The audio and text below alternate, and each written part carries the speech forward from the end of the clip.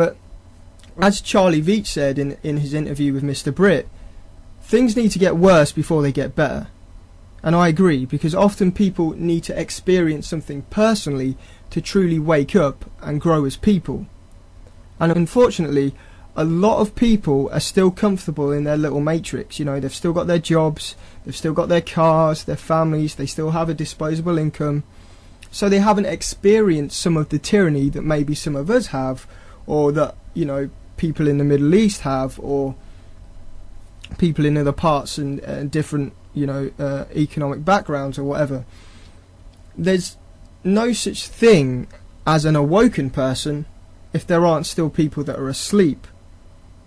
Therefore, we obviously felt the tyranny, or, you know, experienced it personally, or we at least learned about the tyranny from other people that have woken up. If there wasn't the underlying tyranny, we wouldn't have woken up. Now, some of you say if there wasn't tyranny, then there would be peace. But think about it a little more deeply. Maybe there would be peace, but we wouldn't be spiritually or socially evolved enough to be able to cope with any tyranny that could arise in the future. So maybe the New World Order grew out of like a natural flaw in humanity. This inevitable tyranny that could happen because we haven't yet experienced it. I don't know if people are quite understanding what I'm saying, but on a basic level, we all learn from our experiences, and it makes us stronger, and it makes us grow as people. So maybe if we experience a new world order, I'm not saying go all the way, that's not the point, I'm saying there's a balance, but if we experience the tyranny, then we can say, right, we've experienced this shit, we don't want it anymore. But enough of this crazy pondering for now. I want to get into some things about the Cartridge bombing plot and all that good stuff. And I'm just going to play a little clip that I think sums up this plot quite clearly. Let me just find this clip.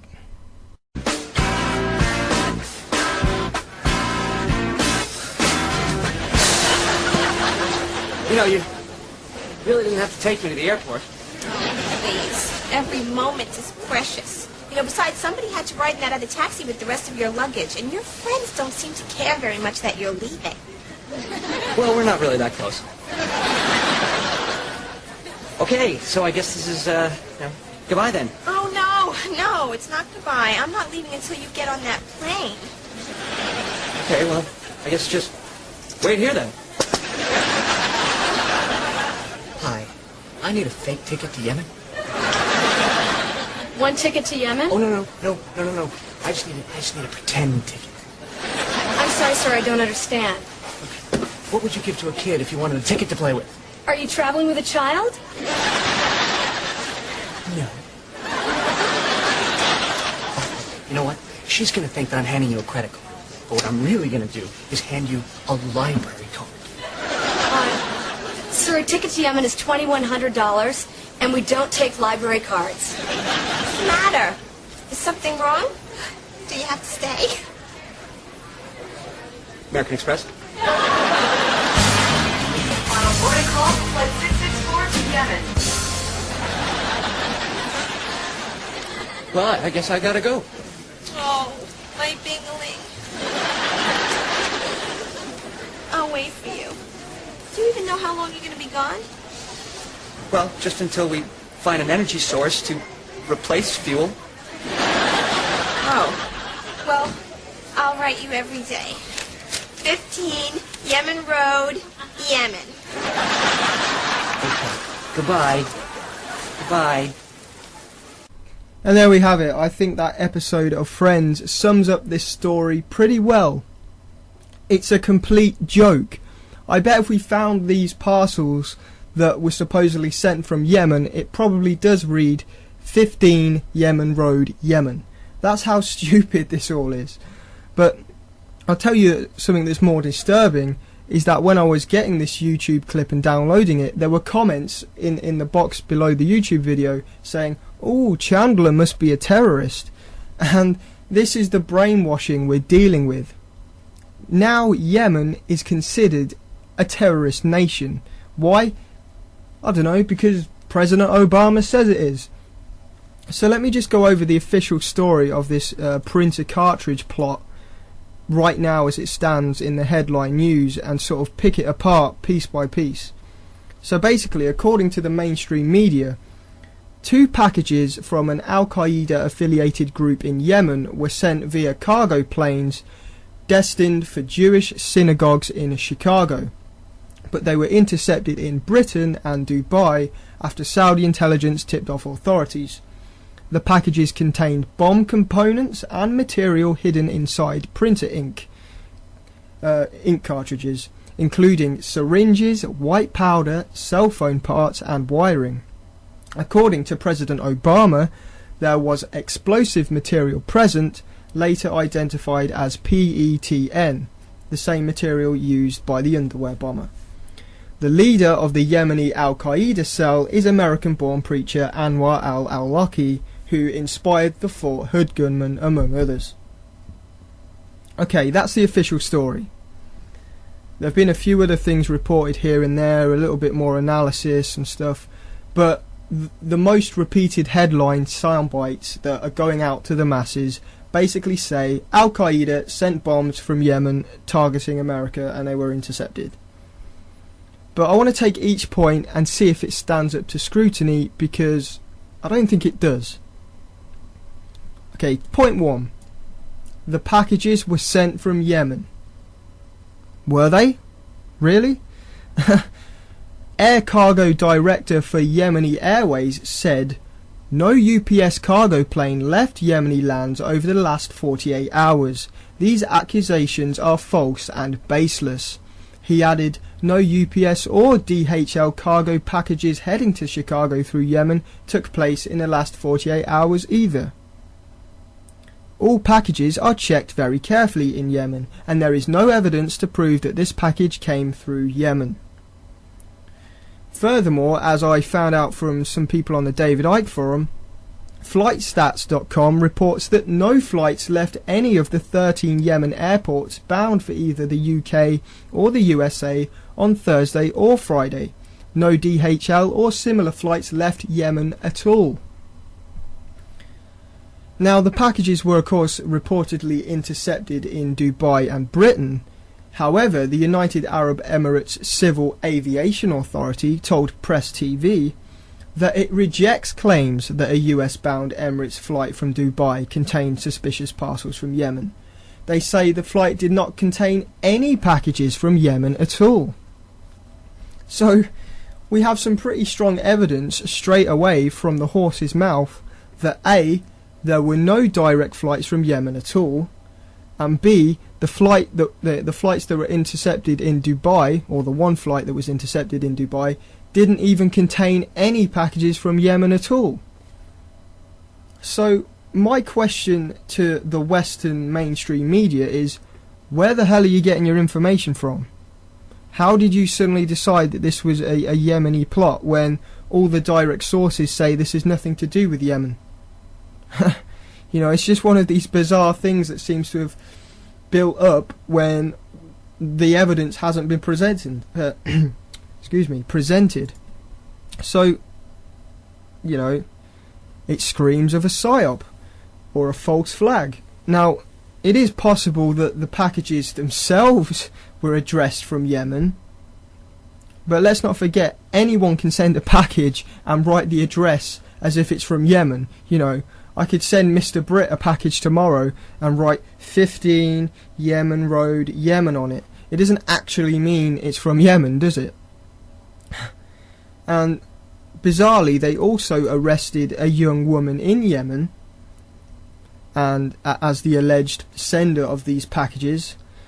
But of course, she was later released because she was a victim of identity fraud, which of course also happened on 9/11 when some of the alleged hijackers turned out to still be alive. In other words, they had their passports copied, as did some British citizens by Mossad earlier this year when they were, you know, out assassinating someone. They just thought, oh, we'll steal some British passports. So this poor young Yemeni student was arrested and then obviously let go because there was no evidence. So, first off, there's no proof that any of these packages came from Yemen, and the Yemen officials and those at Dubai airport say they didn't come from Yemen. And a suspect was released because her identity was stolen. So how can the media confidently say that these packages came from Yemen when absolutely no evidence has been presented to support that theory? I think it's pretty obvious who the conspiracy theorists are here. And I also found it quite ironic that one of the synagogues where one of these packages was addressed to is where Obama's chief of staff, Rahm Emanuel, takes his children. Because, of course, he's famous for the old phrase, never let a good crisis go to waste. And, of course, Obama isn't letting this one slip by.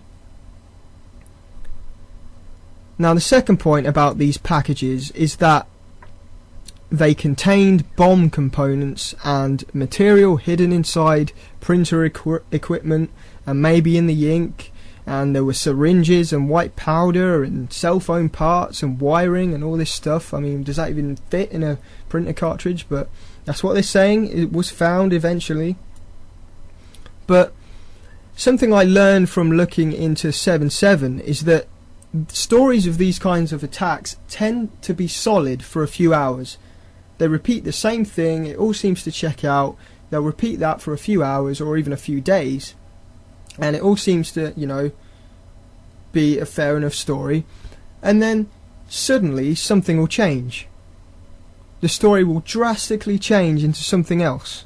At 7/7 we had high-grade, possibly military explosives on record immediately, more or less, and then days later it was changed to homemade explosives.